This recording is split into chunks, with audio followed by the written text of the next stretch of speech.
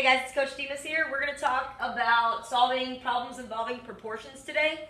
So that's your objective, 7.4D. Make sure that you get this written down. Your essential question is, what steps should I take to solve proportions? And as always, don't forget to take your Cornell notes. What you're going to find is that in this video, we are not going to give you definitions or steps or anything like that written on the board for you. You need to make sure that you are listening to the things that we are saying and writing down the important information. And if we move a little fast and you don't know what you should be writing, or you need to rewind to rehear something, then you need to do that. So we're going to go ahead and move on into our first example. So we're going to talk about the proportion x over 4 and, what was it, 12 over 6. All right, so here's my proportion. I've got two ratios, and they are set equal to each other, and that's what makes a proportion. So the way that we're going to tackle this problem is we are going to cross multiply both sides. So I'll do this in a different color. I'm going to cross multiply both sides. So I'll cross multiply those sides together, those numbers, and then I'll cross multiply these two numbers here.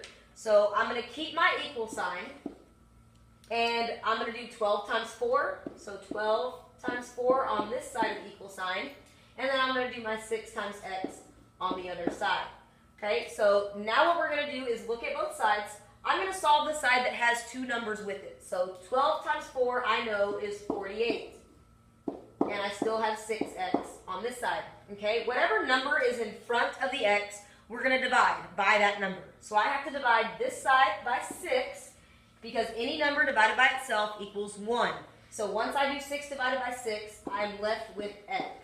And that is by itself. And that's essentially what we want to do, is isolate the variable, which is x. And whatever I do to one side of the equal sign, I have to do the exact same thing to the other side to make sure that I keep my sides of my equal sign balanced. So I'm going to divide by 6 on this side. And I know that 48 divided by 6 is 8. So I have found my answer, and it is x equals 8, or 8 equals x.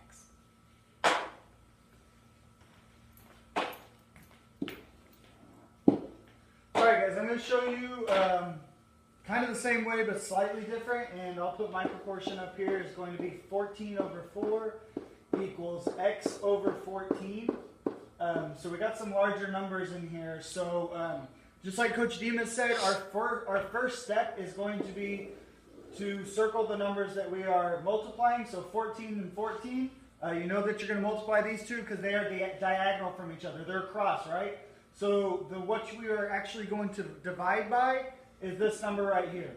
So we call this the baseball bat in baseball. So you multiply by the baseball bat, you divide by the baseball. So our first step again would be to go ahead and do 14 times 14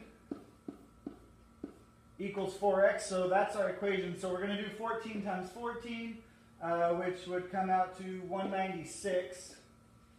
So this would be 196. And like Coach Demas said, you have to isolate the variable, so we have to divide by whatever number is in front of the letter, right? So this would be 4.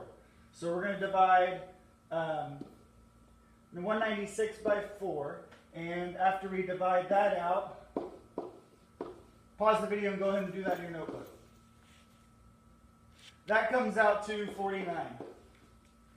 So now our new answer here,